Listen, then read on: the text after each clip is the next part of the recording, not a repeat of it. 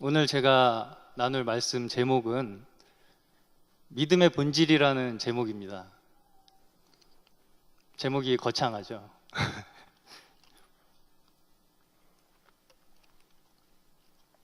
사실 제가 몇 번 말씀드린 바 있다시피 저는 믿음의 가정에서 태어났습니다. 그래서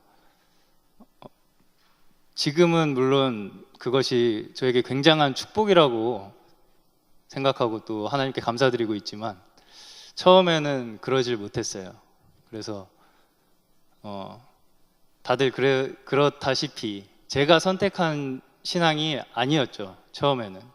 그래서 그냥 어렸을 때는 왔다 갔다 교회 다니고 아무런 생각이 없었다가 어느 순간 신앙에 대해서 스스로에게 질문을 하게 되는 시간이 오더라고요, 저한테. 그래서 그 질문들에 제가 스스로 답하지 않으면 제가 확신을 할 수 없겠다라는 생각에 혼자서 또 주님께 구하면서 많은 질문과 답을 묵상을 했었습니다.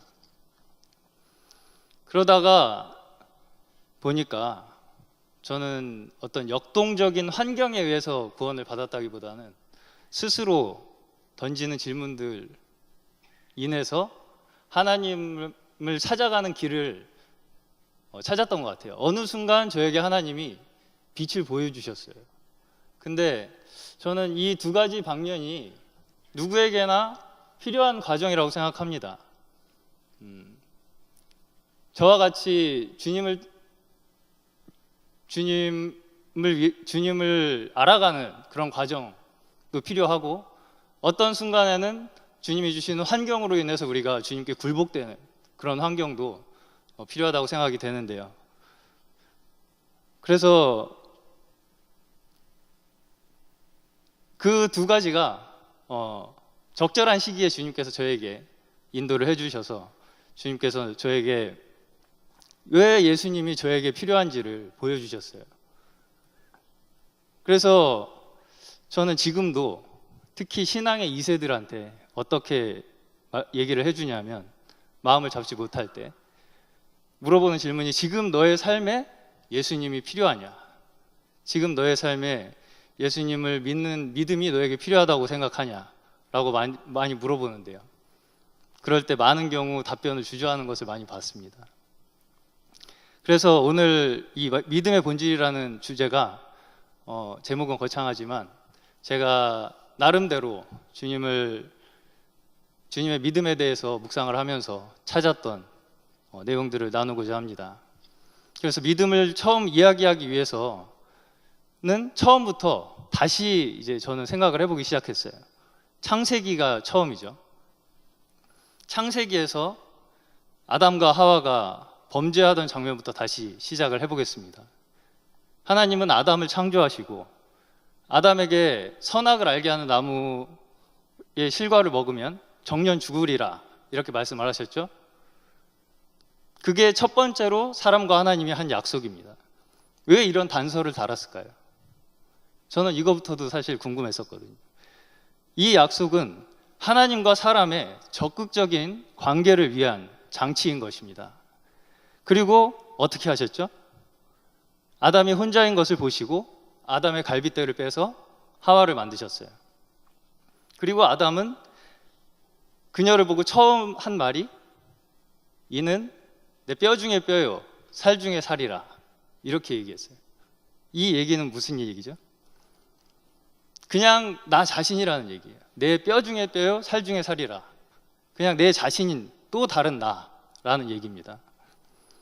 사람이 처음 창조됐을 때는 타인의 개념이 없었어요.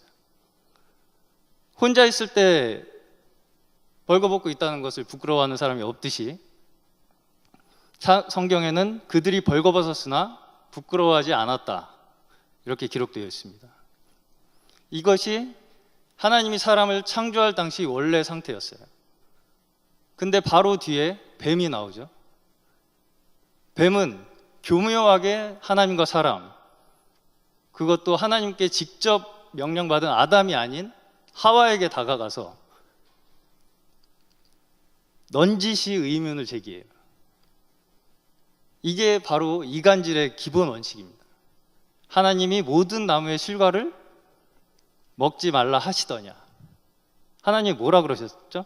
하나님은 모든 나무의 실과는 임의로 먹되 한 나무만 먹지 말라고 하셨는데, 사탄은 이 말을 살짝 비틀어서 하와에게 질문해요. 이게 바로 사기꾼의 기본 화술이에요. 당연한 듯이 반응하지 않을 수 없도록 이렇게 질문을 던지는 거예요. 이게 꼭 제가 생각하기에는 이게 보이스피싱 같은, 그 보이스피싱의 한 장면 같은 느낌이 드는 거예요. 그래서 영락없이 하와는 그 질문에 걸려들어요. 걸려들어서 하와는 또 대답을 나름대로 합니다. 그렇게까지는 안 하셨다. 다 먹을 수 있다고는 했는데 중앙에 있는 실과는 먹지도 말고 만지지도 말고 먹으면 혹시 너희가 죽을까 하노라. 이렇게 얘기를 해요. 벌써 말이 길어지죠. 하나님은 그냥 먹으면 죽는다고 했는데 만지지도 말라 그랬다고 그러고 혹시 먹으면 죽을까 하노라. 벌써 하와는 마음속에 느낌이 생기기 시작한 겁니다. 여기서 뱀은 이 포인트를 절대 놓치지 않습니다. 이게 참 안타까운 장면인데요. 사단은 여기서 어떻게 하와를 결정지어주냐면 결코 죽지 않는다. 결코 죽지 않는다라고 단정을 지어줘요. 우리는 이렇게 하나님 말씀 외에 단정을 지어주는 그런 사람을 조심해야 합니다. 그 단정 속에는 자신의 의도를 집어넣을 가능성이 매우 높기 때문입니다. 그것도 하나님의 말씀을 이용해서요. 마태복음 5장에서 주님께서는 절대로 너희가 맹세하지 말라 이렇게 말씀하시죠. 이 땅에서 너희가 맹세한다고 이룰 수 있는 건 아무것도 없다 이렇게 말씀하십니다. 어쨌든 이제 하와에게 변화가 시작돼요. 어떻게 시작되죠? 나무가 보이기 시작해요. 하나님의 말씀은 이제 기억 저편으로 사라지고요. 눈앞에 있는 먹음직도 하고 보암직도 한 그 탐스러운 나무가 이제 하나님의 말씀보다 더 가까이 보이기 시작해요. 눈앞에. 그리고 다 아시다시피 아담에게 권하죠. 그리고 아담에 대해선 뭐라고 나오나요? 그냥 먹었다고만 나와요. 아무런 대꾸도 없이, 저항도 없이. 그때부터 가정의 평화를 위한 남편들의 처신이 있었는지 모르겠습니다. 어쨌든 먹자마자 정말 사탄의 말대로 눈이 밝아졌어요. 그 눈이 밝아졌다는 게 시력이 좋아진 걸까요? 그게 아니고 눈앞에 있는 게 그대로 보이기 시작하는 거예요. 하나님의 눈으로 보던 것이, 하나님의 말씀을 통해서 보던 것이 내 육안으로 보이기 시작한 겁니다. 그래야 처음 시작된 것이 서로 나무로 인식하기 시작한 거예요. 아까는 내 뼈 중에 뼈, 살 중에 살이라더니 갑자기 부끄러워졌어요. 갑자기 나뭇잎으로 가려야 될 사이가 됐어요, 서로. 그리고 그 다음에 하나님의 낯을 피하기 시작하죠. 마치 부모님 안 계실 때 사고 친 아이처럼 숨기 바쁩니다. 그리고 하나님은 아담을 찾으시죠. 내가 어디 있느냐. 여기서 내가 어디 있느냐는, 제가 느끼는 내가 어디 있느냐는 너 지금 뭐하냐 이 말씀입니다. 하나님이 아담이 어디 있는지를 몰라서 어디 있냐고 물어보셨을까요? 지금 네가 뭐 하고 있느냐라는 말씀이에요. 그러자 아담이 핑계를 대죠. 그것도 하나님 책임이라는 듯이 하나님이 저에게 주신 그 여자가 저에게 먹으라고 줬습니다. 그 여자 때문에 먹었어요. 하와도 뱀이 친 사기에 당했어요. 이 말을 하는 순간 이미 이들 사이는 건널 수 없는 강을 건너기 시작한 겁니다. 이제 하나님과의 관계는 끊기기 시작해요. 전혀 반성의 기미가 없어요. 여기서부터 인간은 하나님과의 관계 속에서 하나님이 주신 세상을 살 수 있는 기회를 상실하고 자신의 힘으로 살아가야 하는 처지에 놓이게 돼요. 그래, 한번 해볼 때까지 해봐라. 이렇게 하시는 거죠. 그때부터 멀어지기 시작한 하나님과의 관계는 이제 수습할 수 없는 지경에 이르러 지금에 이르게 되는 것입니다. 마치 땅에서 뽑힌 나무가 서서히 말라 죽어가는 것처럼 이 세상은 서서히 말라 죽어가고 있는 것입니다. 마치 자신들의 치부를 가린 무화과 나무잎처럼. 그러나 하나님은 끝까지 사람에게 기회를 주십니다. 그 뒷수습조차도 하나님 편에서 해주시지 않으면 저희로서는 방법이 없어요. 절대로 저희가 스스로 해결할 수 있는 문제가 아니기 때문입니다.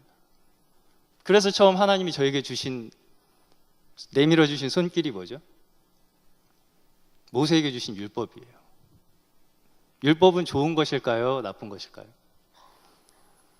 율법은 하나님을 잊어버린 사람들에게 하나님이 자신의 본성을 알려주신 거예요.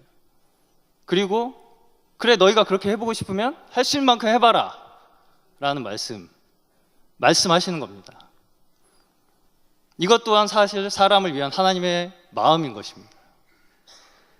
우리가 흔히 사람이 물에 빠졌을 때, 사람을 구해야 할 때 빠진 사람이 막 아직 팔팔한 막 발버둥 치고 있을 때 들어가서 구하면 같이 빠져 죽는다고 하죠. 그 사람이 발버둥을 칠 만큼 다 치고 힘이 빠지고 포기를 해야 그때 구조가 가능하다는 거예요. 인간이란 그런 존재인 것을 하나님이 누구보다 잘 아시기 때문에 모든 배려를 다 해주시는 거예요. 그래서 이스라엘 백성들은 열심히 율법을 준행해 보려고 노력을 하죠. 이 율법은 세상에 보이는 것들의 대표예요. 하나님이 창조하신 세상이 자연으로 우리에게 하나님을 계시하신다면 율법은 하나님께서 직접 우리에게 그분 자신을 알려주시는 거예요. 하지만 사람들은 늘 그렇듯이, 아담과 하와도 그랬듯이 눈앞에 보이는 것에 집착해서 율법조차 그 뒤에 숨겨진 하나님의 뜻을 알지 못하고 율법 그 자체에 매달려요. 그리고 스스로 그것으로 학대하고 스스로 얽매입니다. 자연도 사실은 마찬가지입니다. 우리 힘으로 어떻게 해보려고 하면 할수록 손을 쓸 수 없는 지경으로 가고 있는 것이 지금 현실입니다. 누가복음 18장에 어떤 관원이 예수님과 문답을 하는 장면이 나옵니다. 부자 관원이죠.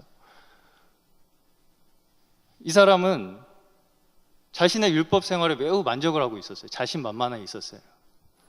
그래서 아주 자신만만하게 주님 앞에서 제가 뭘 더해야 영생을 얻으리까? 이렇게 질문을 합니다. 이 문답에서 예수님의 아주 날카롭고 모든 것을 조망하시는 통찰력 있는 대답이 나오는데요. 일단 그가 잘 지켰다고 생각하는 계명들을 물어봐요. 네가 이런 거 잘 지켰냐? 그랬더니 아주 자신 있게 그런 거 다 잘 지켰습니다. 그러자마자 한 가지 부족한 것을 콕 집어주십니다. 내 재산을 다 팔아서 가난한 사람들에게 나눠주고 너는 나를 조추라. 그랬더니 부자 관원이 어떻게 했죠? 근심하면서 돌아갔죠. 이것은 어떤 것에 위배될까요? 바로 네 이웃을 내 몸과 같이 사랑하라는 거예요. 네가 그렇게 율법을 잘 지키는데, 남들은 그렇게 헐벗고 굶주리는데 너는 그렇게 잘 먹고 잘 살 수 있느냐? 이 말씀인 거거든요. 이 사람이 정말 하나님의 뜻을 따르고자 하는 자였다면 과연 그냥 돌아갔을까요? 이 관원은 그냥 자신의 율법을 지키는 그 생활 자체에 너무 자신감이 차 있었고 자신만만해 있었던 거예요. 근데 거기에 약간의 흠집이 나니까 그냥 근심이 또 시작된 거예요. 이걸 내가 어떻게 해결해야 되나? 자기가 해결하려고 하는 거죠, 또. 부디 이 관원이 돌아가서라도 회개했기를 바랍니다. 그래서 결국 어떻게 됐나요? 결국 유대인으로 대표되는 인류는 율법의 끝을 어떻게 맺었죠? 예수님을 십자가에 못 박았어요. 하나님이 보내신 아들, 하나님 그분 자신을 십자가에 매달았어요. 이것은 뭘 의미하나요? 인간의 완벽한 실패입니다. 인간의 완벽한 패배예요. 예수님의 십자가의 사건에서 우리가 맨 먼저 알아야 할 사실은 인간은 완전히 실패했고 완전히 패배한 스스로는 도저히 일어날 수 없는 존재라는 것입니다. 그것을 이스라엘이라는 유대인이라는 모집단에서 검증을 거쳐서 이 은혜의 시대로 모든 민족에게 복음이 전파되는 축복의 시대로 연결시킨 거예요. 우리는 이 사실을 이제 그냥 은혜로 믿기만 하면 되는 것입니다. 아직도 이스라엘 백성들처럼 나도 한번 찍어 먹어봐야 이게 똥인지 된장인지 알겠다면 어쩔 수는 없습니다. 하지만 그 선택이 결국 예수님을 십자가에 못 박은 이 유대인들과 한편으로 서게 되는 아주 참혹하고 끔찍한 결과가 된다는 것입니다. 다시 오늘 본문 보겠습니다. 믿음은 바라는 것들의 실상이요 보지 못하는 것들의 증거다 했습니다. 믿음이란 무엇이죠? 또 사람들은 무엇을 바라죠? 우리는 누구나 크고 작은 믿음을 가지고 세상을 살아가죠. 작은 행동에도 거기에는 나름대로의 자신의 믿음이 있어요. 지금 이 물을 제가 마셔도 죽지 않을 거라는 믿음이 있기 때문에 계속 마실 수 있는 것이고, 우리가 여기서 예배를 드리고 있는 것도 이 건물이 안전하다는 것을 믿기 때문에 우리가 이 건물에서 예배를 드릴 수 있는 거예요. 마음 놓고. 또 좀 더 깊이 들어간다면 운동을 하면 튼튼해질 것이다. 공부를 하면 좋은 직장에, 좋은 학교에 들어갈 것이다. 또 좋은 학교에 들어가면 좋은 직장에 들어가고, 좋은 직장에 들어가면 돈을 많이 벌어서 돈을 많이 벌으면 행복해질 것이다 라는 믿음으로 우리는 세상을 살아가죠. 근데 안타깝게도 세상은 우리의 믿음대로만 되지 않고 있습니다. 특히 우리나라에선 계속 그런 사건들이 일어나죠. 건물이 무너지고, 백화점이 무너지고, 다리가 무너지고, 배가 뒤집히고, 젊은이들은 희망을 가지고 미래를 위해 달려가지만 취업난에 허덕이고, 많은 부분들에서 사람들이 바라는 것과는 상반되는 일들이 일어나고 있습니다. 왜 그럴까요?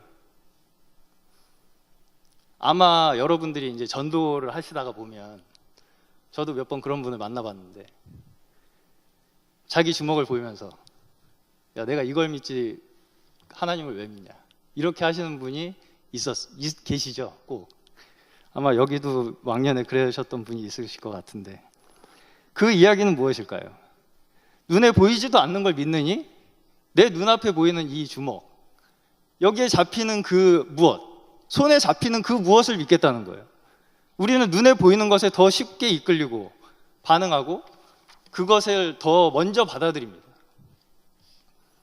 우리가 이제 제가 항상 우리가 항상 많이 사용하는 스마트폰은 예를 들어볼게요.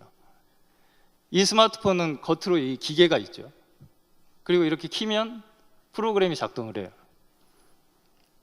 이 프로그램이 없다면 이 기계 자체는 아무런 의미가 없어요. 이거 가지고 뭐 못이나 하나 제대로 박을 수 있을까요? 네, 아무런 의미가 없어요. 그리고 이제 이게 고장이 나면 우리는 어디에 가죠? 만든 곳에 가요. 만든 곳에 가서 이거를 수리를 의뢰를 해요. 왜 그렇죠? 이걸 만든 사람이 이것만큼 저희가 그 사람만큼 이걸 더 잘 알지 못하기 때문이에요. 그리고 이 프로그램을 개발한 사람만큼, 이 핸드폰을 개발한 사람만큼 그것의 활용도도 잘 알고 있지 않겠죠? 어떤 사람은 이 기계를 전화를 주고받는 것만 쓰는 분도 계실 것이고, 어떤 분은, 젊은 분들은 굉장히 무궁무진한 가능성으로 이 스마트폰을 요새 사용하고 있어요. 세상도 이와 같은 비슷한 원리가 있는 것입니다. 눈에 보이는 것들은 그 이면에 보이지 않는 원리에 의해서 작동되고 있다는 거예요. 과학이라는 것도 눈에 보이는 것을 통해서 보이지 않는 원리를 알아내려 하는 것이 이 과학이라는 것이에요. 과학에 대해서 잠시 말씀을 드리자면, 이 과학도 항상 엎치락 뒤치락을 해요. 왜 그럴 수밖에 없냐면, 사람이 현상을 보고 원인을 파악하려고 하기 때문에 이 현상이라는 것은 항상 변하거든요. 예를 들어서 뉴턴이 사과가 떨어지는 걸, 계속 떨어지는 걸 보고서 만유인력의 법칙이라는 걸 발견했죠.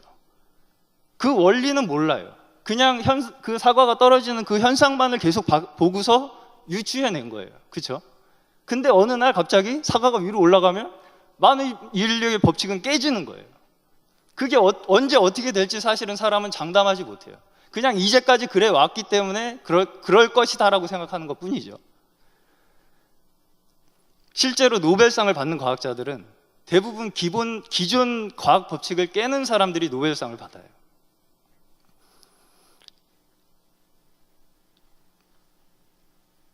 오늘 본문 말씀에 믿음은 바라는 것들의 실상이라 했습니다. 우리가 바라는 것은 뭐죠? 모든 사람이 바라는 것, 바로 세상의 근본 원리예요. 그 근본 원리를 아는 것이 믿음의 실상이라는 것입니다. 그 근본 원리가 무엇인가요? 바로 오늘 본문 3절에 나와 있어요. 다 같이 읽어볼까요? 히브리서 11장 3절. 모든 세계가 하나님의 말씀으로 지어진 줄을 우리가 아나니 보이는 것은 나타난 것으로 말미암아 된 것이 아니니라. 무엇으로 이루어졌다고요? 하나님의 말씀. 보이는 것이 지금 나타난 물질로만 이루어진 것이 아니고 하나님의 말씀으로 이루어진 것이라는 말씀입니다. 이 현대 과학은 모든 물질의 근본을 추적하고 있어요. 그래서 이제 과학자들은 이 물질이 지금 저희가 보기에는 플라스틱도 있고 물도 있고 뭐 쇠도 있고 이런데 이 모든 물질의 근본 물질은 하나라고 생각을 해요. 그 하나를 찾으려고 노력을 엄청나게 하고 있습니다. 그래서 원자, 분자, 밀입자, 소립자 이렇게 막 계속 자르고 있어요. 물질을. 그래서 그걸 한 번 자를 때마다 노벨상이 몇 개씩 나와요. 근데 지금 어디까지 갔냐면 양자 물리학이라는 데까지 갔는데 거기서는 어떻게까지 물질을 얘기를 하고 있냐면 물질의 가장 작은 단위는 하나의 에너지라는 거예요. 진동, 파동. 그것을 끈이론이라고 하는데 이게 결국은 모든 물질이 어떤 에너지에서 시작된다는 거예요. 우리가 볼 때 물질인 우리 몸이 단단한 물질로 채워져 있는 것 같지만 실상은 에너지로 채워져 있다는 거예요. 그리고 그 에너지의 진동 유형에 따라서 물질의 종류가 결정이 된다는 거예요. 한마디로 거기에 그렇게 되기 위한 의지가 거기 담겨 있다는 거예요. 그 에너지가 과연 무엇일까요? 그것은 여러분의 상상에 맡기겠습니다. 제가 이런 질문과 답을 찾다가 남긴 말이 하나가 있어요. 인간 지성의 끝에는 양심의 직관이 기다리고 있을 것이다. 사람이 아무리 생각을 해서 끝까지 가도 결국은 거기에는 우리의 양심으로 느낄 수 있는 그 단 한 가지가 기다리고 있을 것이다 라는 말입니다. 다시 본문으로 가겠습니다. 이제 히브리서 11장 3절 그 다음에 나오는 말씀이 가인과 아벨 이야기가 나와요. 가인은 농사를 지어서 하나님께 제사를 지냈고 아벨은 양치는 자였습니다. 아담과 하와는 타락 이후 무화과 나무 잎으로 자신의 치부를 가리려고 애썼으나 곧 말라버렸죠. 그래서 하나님께서는 그들의 죄를 위해 가죽으로 옷을 입히셨어요. 정령 죽으리라 했지만 또 하나님은 사람을 위해서 다른 짐승이 피를 흘리게 해서 우리의 치부를 가려주신 거예요. 이 또한 하나님의 사랑이죠. 이것이 우리의 죄를 위해 대신 희생당하는 첫 사건이 됩니다. 그리고 아벨은 부모님께 물려받은 믿음으로 제사를 지내게 되어 믿음으로 드리는 예배의 기원이 되고, 하지만 가인은 자신의 편리를 위하여 자신만의 방식으로 제사를 드림으로 하나님께서 아벨의 제사는 연락하셨지만 가인의 제사는 연락치 않으십니다. 그로 인해 가인은 시기로 아벨을 죽이게 이르고 그 죽음으로써 아벨은 자신의 믿음을 증거하게 됩니다. 믿음을 지키다가 순교한 첫 번째 순교자인 것이죠. 그 뒤로 나온 인물들도 모두 믿음을 지킨 사람들입니다. 노아의 믿음이 어떤 믿음이라 했나요? 바로 보이지 않는 하나님의 말씀, 이 세상이 창조된 근본을 믿음으로써 구원을 받게 된 것입니다. 우리 또한 마찬가지예요. 저 오늘 이렇게 물을 먹다가 우연히 여기 적힌 글귀를 봤는데 생수보다 더 시원한 물이 있습니다. 하늘의 물을 준비한 이곳으로 초대합니다. 굉장히 오늘 말씀 준비하는데 와닿더라고요. 이 구절이. 우리는 영원한 것을 원하는 사람들이에요. 인간은 모든 인간들은 다 영원한 것을 원해요. 우리 안에는 영원한 것이 있기 때문에. 근데 혹시나 하는 마음에 이것도 추구해보고 저것도 추구해보고 하지만 절대 우리를 만족시킬 수 없죠. 우리는 뭘로만 만족이 되나요? 영원한 것. 그 영원한 것이 뭐죠? 하나님의 말씀이에요. 그럼 하나님의 말씀 중에서 가장 우리에게 중요한 말씀이 뭐예요? 하나님이 세상을 이처럼 사랑하사 독생자를 주셨으니 이는 저를 믿는 자마다 멸망치 않고 영생을 얻게 하려 하심이니라. 이 말씀이 하나님과 우리의 관계를 해결하시기 위해 마지막으로 우리에게 내미신 하나님의 손길이에요. 이것은 주님조차도 쉽지 않은 결정이었습니다. 그러나 아담으로부터 시작된 하나님과 사람과 하나님의 관계 단절을 회복하고 화해할 수 있는 기회를 사람에게 주신 거예요. 왜 이렇게까지 하시나요? 왜 이렇게까지 하시나요, 우리에게? 뭐가 이쁘다고? 사랑하시기 때문입니다. 우리가 믿어야 할 가장 중요한 사실은 뭐죠? 요한복음에서 사도 요한은 예수가 누구인지 아는 것이 바로 영생을 얻는 것이라고 했습니다. 바로 예수님이 바로 그라는 것입니다. 세상에서 다른 사람을 위해서 죽는 일이 종종 일어나고는 하죠. 하지만 이러한 다른 세상 사람들과의 죽음과는 다른 차원의 일이에요. 이 예수님의 십자가에서 죽음은 전혀 다른 차원의 일이라는 것을 우리가 이 시간 믿으시기 바랍니다. 예수님은 어떤 분이시죠? 예수님을 어떤 분이신가에 대해서 알려주기 위해서 성경에는 복음서가 4권이나 있어요. 각각 다른 시각으로 예수님이 어떤 분이신가에 대해서 증거하고 있습니다. 예수님이 이 땅에서 행하신 일과 모든 사건들, 또한 그분의 말씀, 그분이 하나님의 보내신 아들이자 그분 자신이라는 것을 증명하고 있습니다. 죄를 대속할 수 있는 자격은 아무나 가질 수 있는 것이 아니죠. 사람의 죄를 담당하시기 위해서는 먼저 그 죄를 대신 짊어질 사람은 죄가 그에게 없어야 하고, 거기에 우리의 죄 때문에 십자가를 지실 수밖에 없는 모든 그분의 고난의 길이 이 십자가의 복음을 우리에게 전달하고 있는 것입니다. 자신의 살을 찢고 피를 흘려 하나님 앞에 죄인들을 대신하여 모든 죄를 짊어지신 분이 바로 하나님의 아들이시라는 것, 이것을 믿는 것이 우리의 깨끗한 양심이고 하나님의 사랑에 대한 보응인 것입니다. 이것이 다른 믿음과는 다른 진정한 믿음이고 영원히 변하지 않는 말씀을 믿는 것입니다. 내가 곧 길이요 진리요 생명이니 나를 말미암지 않고는 아버지께로 갈 자가 없느니라. 예수님의 말씀이죠. 진정으로 믿으십니까? 그렇다면 바로 하나님은 지금 우리와 함께하고 계십니다. 하나님께서 이 시간 우리의 영의 눈을 여셔서 하나님의 뜻과 복음으로 자유함을 얻는 우리 영동 중앙교회 성도님들 되시기를 주님의 이름으로 축원합니다.